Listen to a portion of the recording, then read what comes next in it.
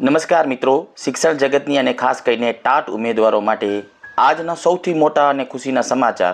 રાજ્ય પરીક્ષા બોર્ડ ગાંધીનગર દ્વારા શિક્ષક અભિરુચિ કસોટી ઉત્તર માધ્યમિક 2026 એટલે કે TAT-HS ટાટ હાયર સેકન્ડરીની પ્રાથમિક પરીક્ષાનું પરિણામ તારીખ 16 જૂન 2026ના રોજ ઓફિશિયલી જાહેર કરી દેવામાં આવ્યું છે. જે મિત્રોએ આ પરીક્ષા આપી હતી તેમના માટે આ વિડીયો ખૂબ જ મહત્વનો છે.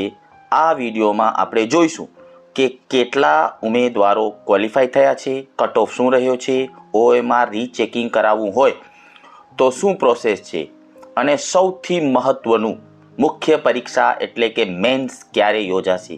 તો વિડીયોને અંત સુધી જોજો અને ચેનલ પર નવા હો તો સબસ્ક્રાઈબ અત્યારે જ કરી લો. મિત્રો, સૌથી પહેલાં પરિણામના મુખ્ય આંકડાઓ પર નજર કરીએ તો રાજ્ય પરીક્ષા બોર્ડના જાહેરનામા મુજબ મુખ્ય આંકડાઓ આપની સામે દેખાઈ રહ્યા છે. અહીં તમે જોઈ શકો છો કે કુલ નોંધાયેલા ઉમેદવારો 1,65,024 હતા, જેમાંથી 1,47,584 ઉમેદવારોએ પરીક્ષા આપી હતી. 70 કે તેથી વધુ ગુણ એટલે કે 35% કટ ઓફ શું છે તો મુખ્ય પરીક્ષામાં ક્વોલિફાય થવા માટે લઘુત્તમ 35% એટલે કે 70 ગુણ લાવવા ફરજિયાત હતા. આ માપદંડ મુજબ કુલ 51,971 ઉમેદવારોએ મુખ્ય પરીક્ષા માટે ક્વોલિફાઈડ થયા છે. જો માધ્યમ વાઇઝ આપણે વાત કરીએ તો અહીં તમે જોઈ શકો ગુજરાતી, અંગ્રેજી અને હિન્દી માધ્યમ. તો ગુજરાતી માધ્યમમાં 50,066 વિદ્યાર્થીઓ ક્વોલિફાઈડ થયા છે અને અંગ્રેજી માધ્યમના 1,696 ઉમેદવારો પાસ થયા છે અને હિન્દી માધ્યમમાં 209 ઉમેદવારો સફળતાએ મેળવેલી છે. તમે સ્ક્રીન ઉપર જોઈ શકો છો કે 80 કે તેથી વધુ, 90 કે તેથી વધુ અને 100 કે તેથી વધુ તથા 120 કે તેથી વધુ ગુણ મેળવનાર ઉમેદવારોની સંખ્યા પણ કેટેગરી વાઇઝ અહીં દર્શાવવામાં આવી છે. અહીં તમે આંકડા જોઈ શકો છો.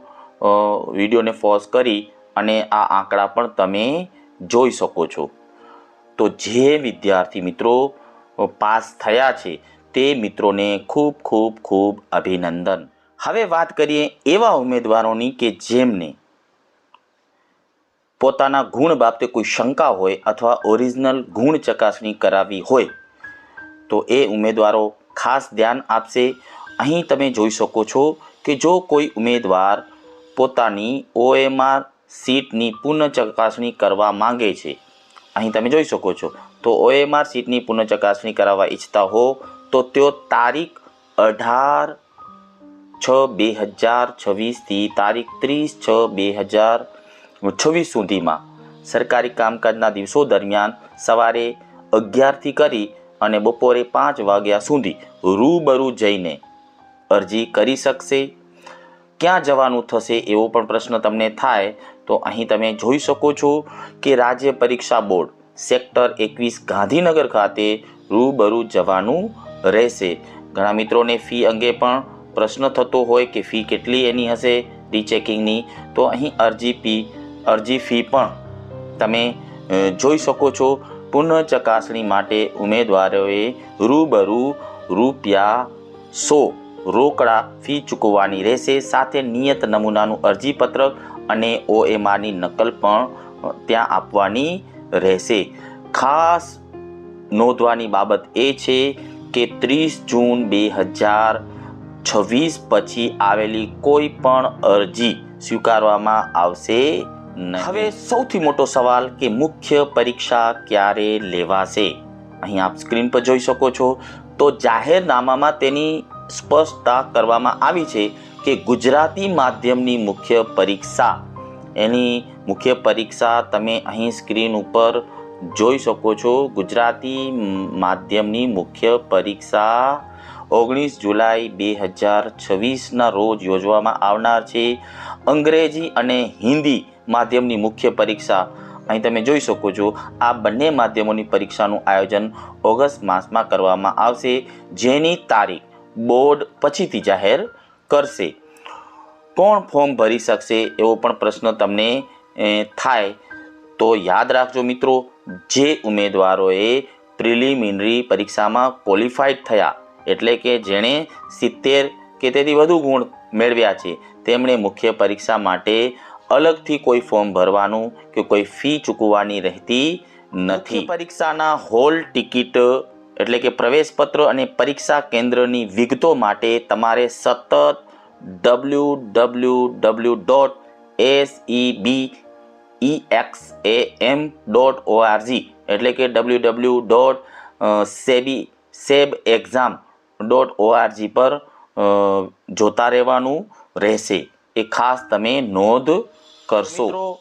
આ હતી TAT હાયર સેકન્ડરી પ્રિલિમિનરી પરીક્ષાના પરિણામની સંપૂર્ણ અને સચોટ માહિતી. તમારું રિઝલ્ટ જોવા માટે ઓફિશિયલ લિંક નીચે ડિસ્ક્રિપ્શનમાં અહીં આપેલી છે. તમારા કેટલા ગુણ આવ્યા છે તે કમેન્ટ સેક્શનમાં ચોક્કસ જણાવજો. જો તમારો વિષય અર્થશાસ્ત્ર છે અને તમને મુખ્ય પરીક્ષાની તૈયારી માટેના અર્થશાસ્ત્રના મુખ્ય ચેપ્ટર ના વિડીયો અને મટીરિયલ જોતા હોય તો આપણી ચેનલ AJ Vibes ને અત્યારે જ સબસ્ક્રાઈબ કરી લેજો અને આ વિડીયો જે છે તમારા બીજા ટાટ પાસ મિત્રોને જરૂર શેર કરશો, જેથી એ પણ આ માહિતીથી વાકેફ થાય. ખૂબ ખૂબ ધન્યવાદ. All the best.